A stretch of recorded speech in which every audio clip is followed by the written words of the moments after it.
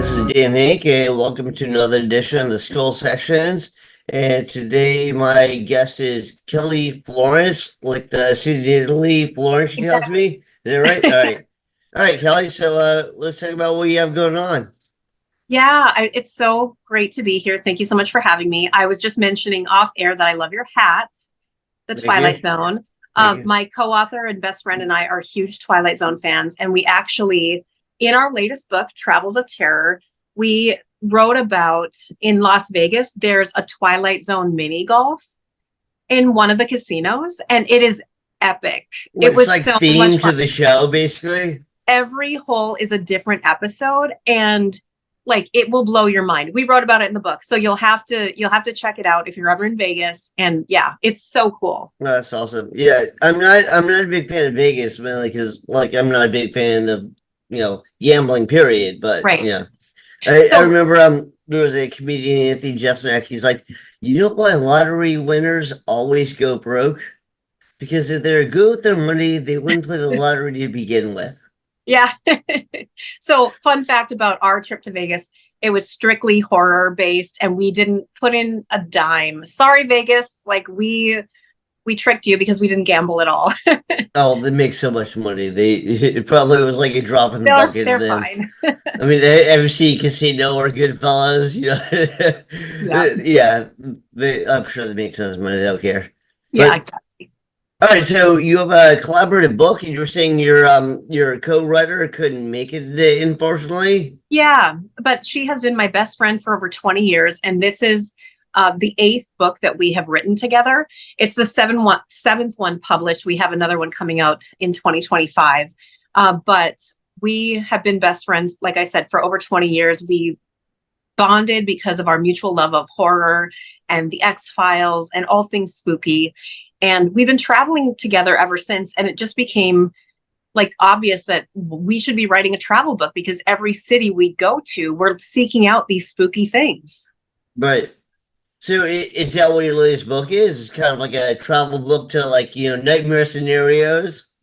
Yeah, so Travels of Terror, it's we went to 12 different cities across the United States and we talk about haunted hotels. We talk about the best horror themed bars and restaurants to eat or drink at. We talk about the best shops to find your horror trinkets. And then also touch on, movies or TV shows that were set there or filmed there. And then we always bring up anything spooky and then anything related to small businesses, a woman you should know in the town, either historic or current. And we just had a blast writing it. No, that sounds cool. Actually, that's like I travel a decent amount, and I always try and look for stuff in the area. But if I had like a guide to everything, that might be pretty great. Like I went to I did the Dallas Author Con, Killer Con, and I remember there's a Texas Chainsaw Massacre gas station. Yes. So like me and Jeff Strand and Chrissy Morgan and Bridget Nelson, we all got in a car. We went there and like they serve brisket, of course. Yep. Everywhere in Texas, it's like good restaurants serve brisket. But they had like places in the back where like with hooks like attached to like like wood beams and stuff like it was pretty cool. Yeah, no, I love it. And that's the thing that we discovered writing this book too, is that some places really lean into the horror vibes. Like we stayed at the Lizzie Borden murder house. It's now a Okay. bed and breakfast. And so they lean into that and they have a ghost tour at night. But then other places that we visited, like the Amityville Horror House, it's privately owned. They don't want you standing outside taking Oh, I've heard pictures they've or had anything. so many problems with like people bothering them ever since the movie. Yes. So we didn't bother them, but we did take some pictures outside. But, it's fascinating. And so we do appreciate when some places are willing to lean into it because we horror fans, we are respectful, but we love to tour a place. Right. Well, you always get that like one crazy fan, like Oh, yeah. Someone's got to like ruin it for the the rest of us, the right? person who bought the house that Stand By Me is like based out of was constantly harassed by fans. And finally, they sold it. And like Oh, yeah. now it's kind of like a venue for like fans of the movie to come in and check stuff out. So like the new owner is like, he's all amiable to everybody. He does that, but like, yeah, there are some people. You're right. They're total grumps. And Yeah. there are some people that are like, and then there are some places where it kind of seems like they didn't know where to go with that. Like I went to Sleepy Hollow, and they have the Sleepy Hollow diner, and the kind of advertising is like, hey, look, Sleepy Hollow, but it's like it looks so low budget. It's just like one diner, and by the way, the cemetery is horrible. You go through Uh, the cemetery, and that's before they embalmed a lot of bodies, so a lot of people were buried, so it all just smells like rotting flesh. oh, yeah. Yeah, the history of burial in this country, well, worldwide throughout history, is horrific and gross. And I always say, like, I know how bad like a single dead mouse smells. Like if there's a mouse caught in a trap in our house, like how bad would a decomposing body smell? And I don't know, thankfully, but I can only I don't imagine know, it's got to be thankfully. bad. You never, I mean, I live in New York, so I probably smelled it at some point, but Uh, there are definitely plenty of mice in New York. yeah. Like my dog would catch them, and like, well, all my dogs would catch them, but like my previous dog would catch them and come to me with like this string hanging over her mouth. I'm like, oh, Oh, what's that? And you pull on it, it's a mouse. It's like, oh hey, God. Dad, I brought you a present. Yeah. Yeah. But all right, so let's get back to you. So you have this travel book, which I'm excited about it. I actually might pick up a copy, and I Yeah. interview a lot of people, so it's like a lot of people talk about interesting stuff, but like that really sounds like something practical that I can use tomorrow. You No, know? absolutely. And we include, I'm going to read the cities because we did come to New York and write about New York. We traveled to Salem, Massachusetts, of course. We had to get into the witchy spirit. Okay. Los Angeles, California, Marietta, Georgia, Portland, Oregon, Providence, Rhode Island, which is where H.P. Lovecraft was born. Yeah. Austin, Texas, New York, of course, Duluth, Minnesota, which is where I live. And there's a lot of spooky stuff that's happened here.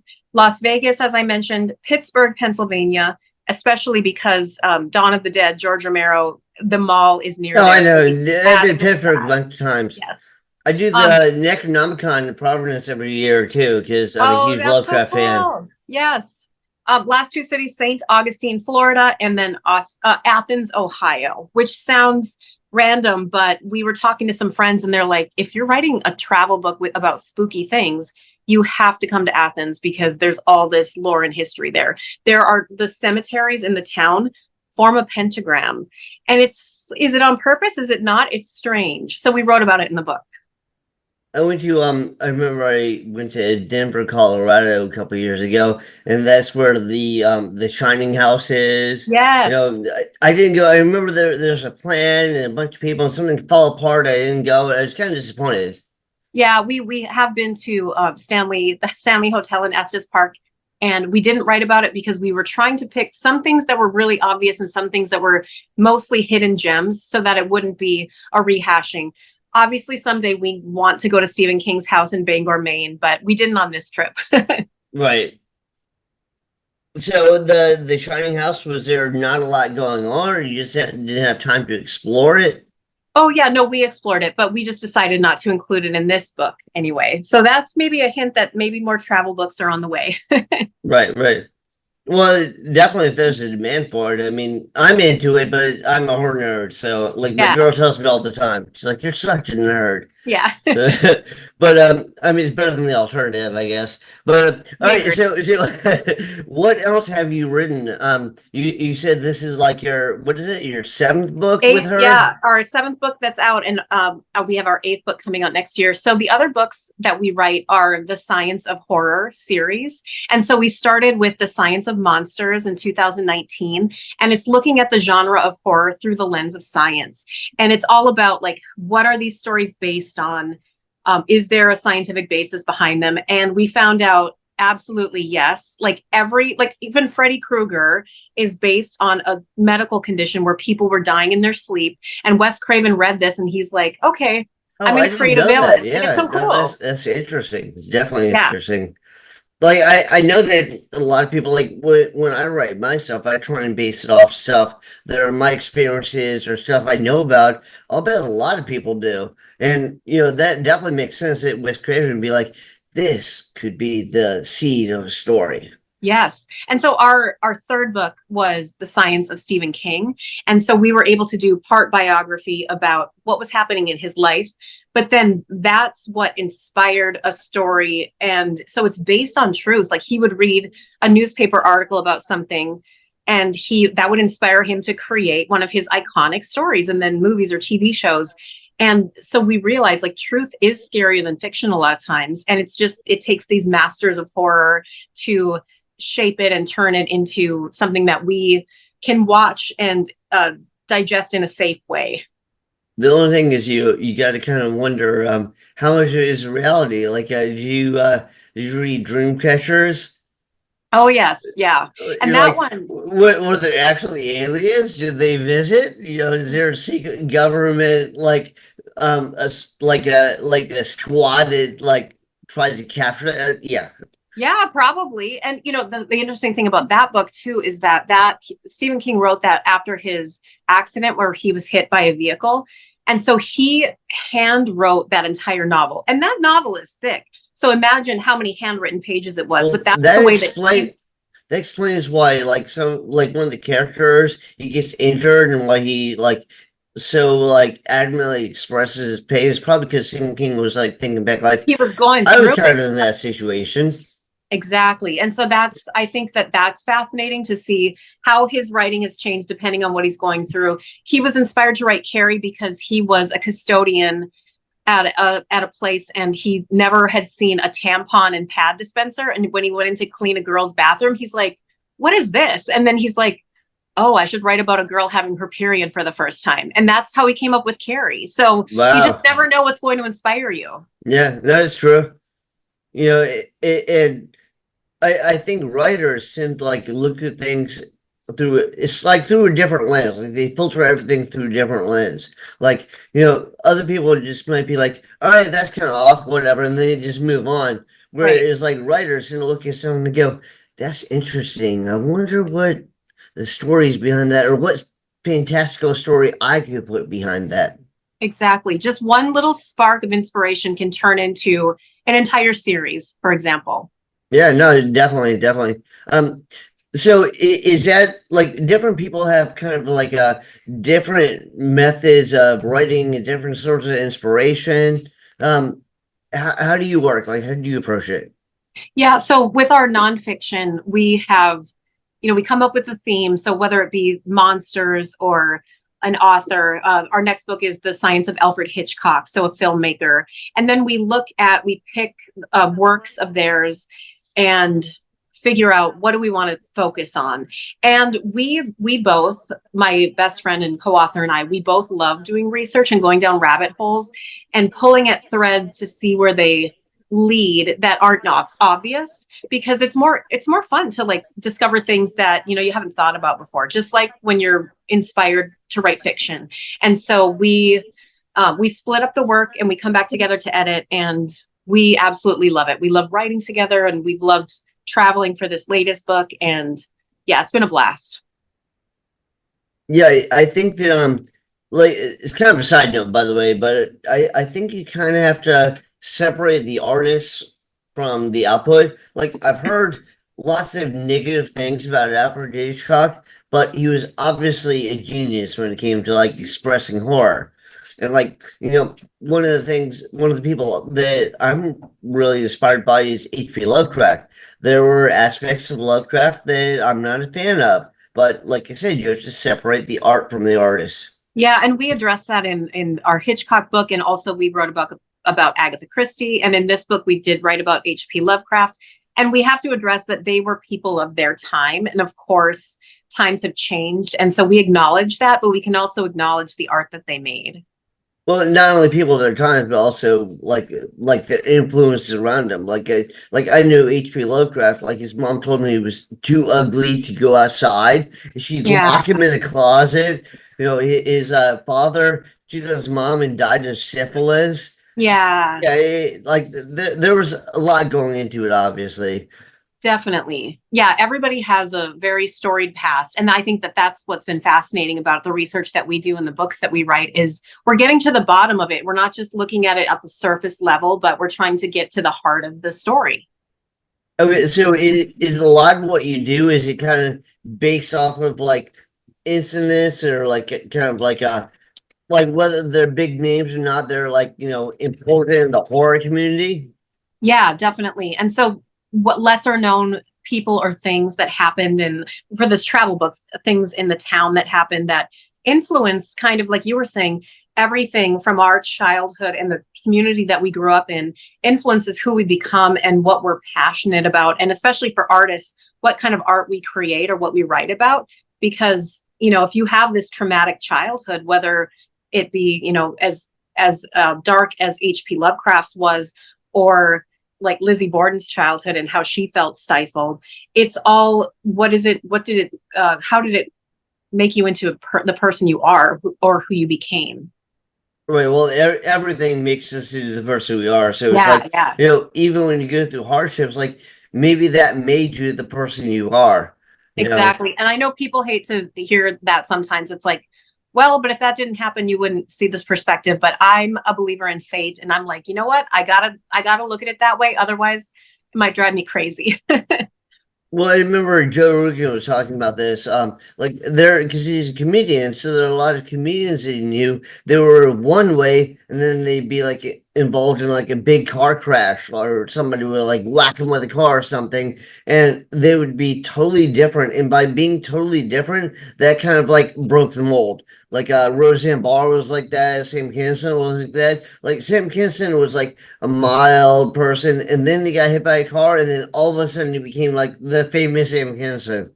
Yeah, yeah, absolutely. And that's also fascinating, is how our perspective can change based on, a single incident or a variety of things. Well, also like getting hit by a car probably rearranges your brain a little bit. No, for sure. So I wonder what I don't know with Stephen King, because like with Stephen King, he still puts out horror. It's still like well written horror. It seems like he was kind of on the track. Like he had very tight, concise novels with like Carrie and Firestarter and Christine, and then it seems like he got to the point where he was kind of rambling a little bit. Like I remember I read Thinner, and that's when I kind of gave up on Stephen King for the moment at least, because like Yeah, he spent a whole chapter talking about toilet paper. right. Yeah. And then, but he got hit by the car, and he's written some masterwork since. So, Yeah. And I think maybe, I don't know about Thinner in particular, but I know that part of his life, he was struggling a lot with alcoholism, and then he overcame that. And then, well, he was he wrote addicted for, to coke for a while too. So he's a yeah. big cokehead. So, Yes. And so then now it seems like he's shifted, obviously, as he's aged. He writes more about marriage and about aging because he's experiencing those things. And I think that that's kind of fascinating to be able to see this prolific author go through, like, we've basically followed him through his entire life and what's but inspired him in different points in time. have you read any of the work of his son, Joe Hill? Yes. Yeah. Like, Joe Hill is so I talented. think it's awesome that at first he didn't take his dad's name because he didn't want a free pass. Yes. I'm sure his dad helped him like get into the industry, but he didn't Right. want people to buy his stuff because it was Joe King. So, Yes. No, and I I remember really, I read A Heart Shaped Box, yep. which was like one of his early works, and I was like, it's okay. And Yeah. then he got really good. I don't know if you've seen Lock and Key, or if you read Lock and Key, it's really Yes. good. Yeah, no, I agree. And I like that. And I also like the Stephen King, the Dark Tower series. I like when he leans into that fantasy aspect. And I just think it's cool. I heard that the ending of The Dark Tower is such a letdown. Makes me not want to check it out. I guess it depends on your perspective. And I thought it was great because of, and I won't spoil anything. I thought it was great because of what he's doing with it. And it'll make sense if you ever read it, that okay, like Well, I saw the movie, it's which everybody shits on, which everybody says is horrible, but yeah. even though it has some awesome actors in it, they couldn't save it. You No, know. I know it's not, definitely not meant to be a movie. Like maybe Mike Flanagan could make it into a great series, but it's not meant to be a movie. Yeah. Or maybe they can do kind of like what they do with the reimagining of Dune, where it's like more than one movie. Exactly. Yeah, I loved Dune when I read it, and I was so thrilled that they've done it justice, with Yeah. these two movies. I read the book, and I'm a big fan of the book, but I remember even the David Lynch movie I liked. I mean, Yeah, yeah, it had some like cheesy elements like Sting in it, but it's like still it was like in a lot of the technical aspects were Geiger. Like H.R. Geiger designed them, and it was supposed to be for a different filmmaker, and that movie never came about. But the studio goes, "Oh, we have all this stuff. Here you go." So yeah. he doesn't even thank Geiger in the movie. Like later on, he apologized because he's like, I didn't know, but I think that helped it. Like No, it and definitely had like a cool look with like the still suits and like Baron Conan and all that sort of stuff. yeah. No, I absolutely love David Lynch. Big Twin Peaks fan, big fan of most of his stuff. And yeah, that was like Kyle MacLachlan in Dune was just that's Yeah, iconic. It's in my mind. yeah. I remember when Twin Peaks. I'm old, so I remember when Twin Peaks came out. I was like, this is the best thing on TV. There is nothing like this. And when it Yes. came out, it's true. There was nothing like that. Yeah. No, it was groundbreaking. And I remember very few people that I knew were watching it. And so it was hard to find somebody to talk to about it because this was pre-internet. And it was like, I have to talk to somebody about this, please.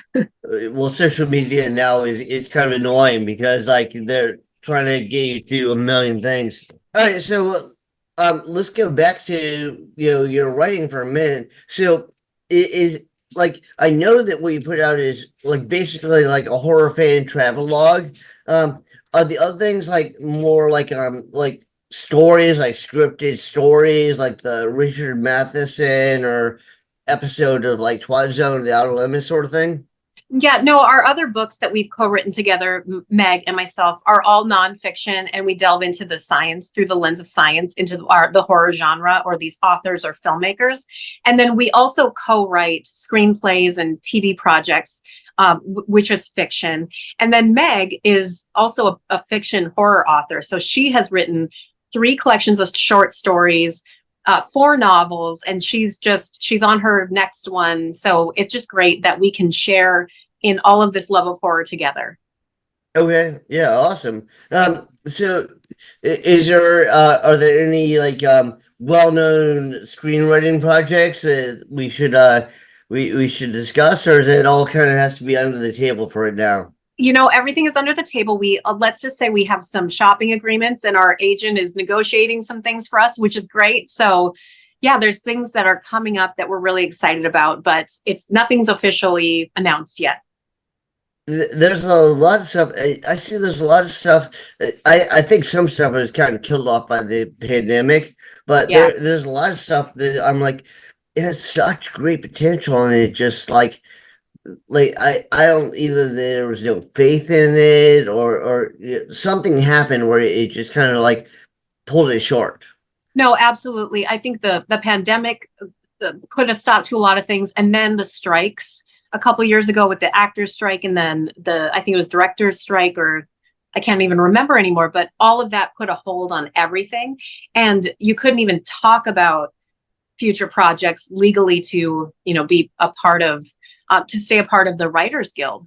Right. So it was really important to adhere to those rules and No, that was part of the strike like, kind of like agreement. Like if you were in the guild and you had a project coming up, you were not allowed to discuss it. exactly. And so now it just feels like everything is slower moving than it was 5 years ago. Right.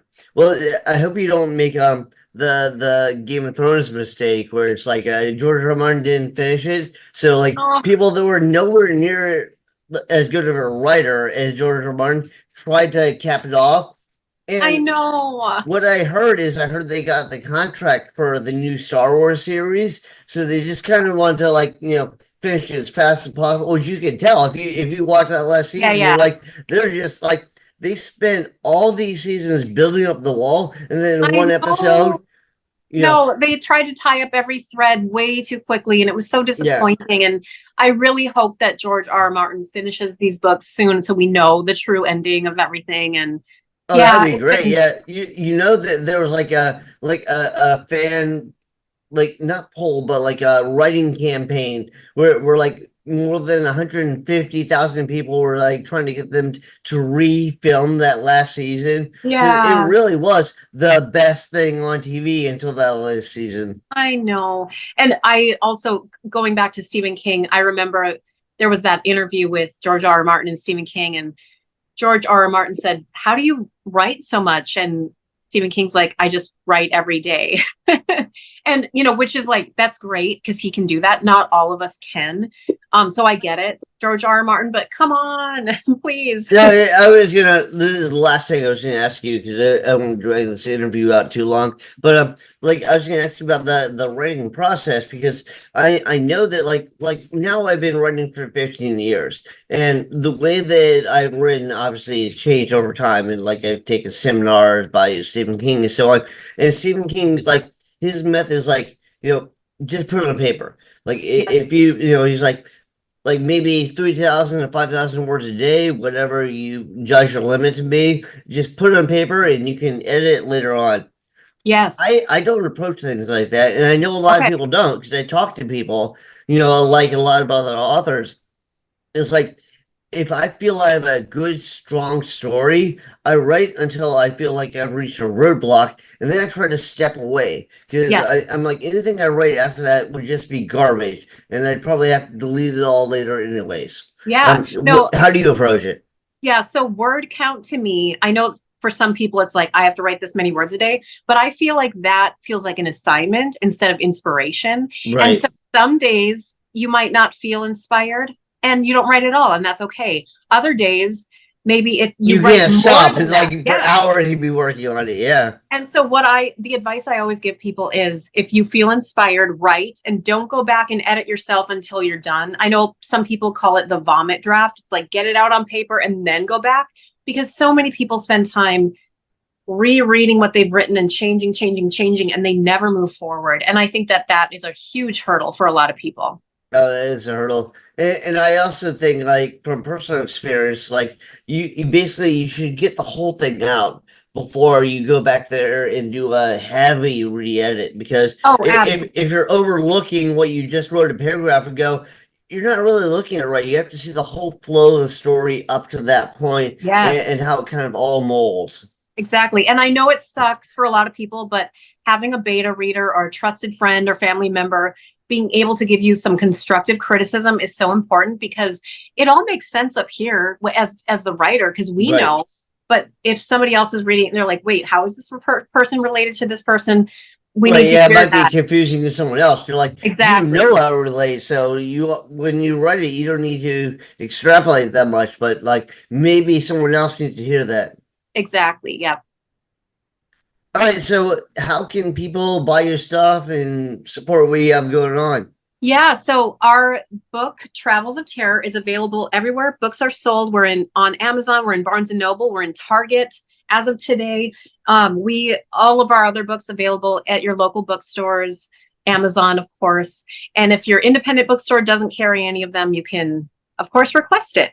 Our dual website is horrorrewind.com, and that's the name of our podcast where we revisit movies from our past horror movies. And then also my website is kellyflorence.com, my name. Okay, what kind of movies? Because you said I didn't even know you had a podcast. Um, Yeah, but the pod, first of all, how's the podcast going? Is it going pretty good? it's been 7 years and we're still going. So, Okay, awesome. Do that's you the come out podcast. every week or every 2 weeks? Is there a pattern to it? So yeah, when we started, it was every week, and we started with revisiting the movies from our childhood and seeing if they live up to the lens of today. Like, I really love this movie when I was a kid. Is it still scary? And now we Right. talk about more recent things. And now we're doing every other week because we're busy with writing, which is a great problem to have. So I think our latest episode, well, I'm not sure. We just did In a Violent Nature, and I saw the TV Glow, and the horror movies that have come out this summer. Do you mainly cover horror movies? Like, is there one genre? Yeah, it's all horror. And then we cover TV shows, books, anything horror related, video games or board games that are horror related, anything spooky. It's in our zeitgeist. Okay, awesome. All right, so everyone should check that out. What's the podcast? What's the official name? Yep, Horror Rewind, and we're on YouTube, so it's a video, and also Spotify or wherever you listen to your podcasts. Okay, do you do anything on the video? Like, is it just like one static image for the entire No, thing? it's all edited. We have an amazing producer, and so he makes TikToks and reels for us with highlights, and it's all edited with some text and visual things. It's amazing. So we're very thankful. Okay, awesome. So the best way to see your stuff is your website, but you also have it on like Amazon and fine Yep, bookstores everywhere. exactly. And we're on all the social medias too. You can look at just check out our names, Kelly Florence or Meg Hofdahl. Okay, you're on what, like TikTok, Yeah, we're on TikTok. We're on Instagram? Instagram, X, Facebook. You name it, we're probably on it. Okay, awesome. Well, thank you very much, Kelly. I appreciate this interview. Do you have anything else you want to say? I think that's it. Just thank you so much for having me.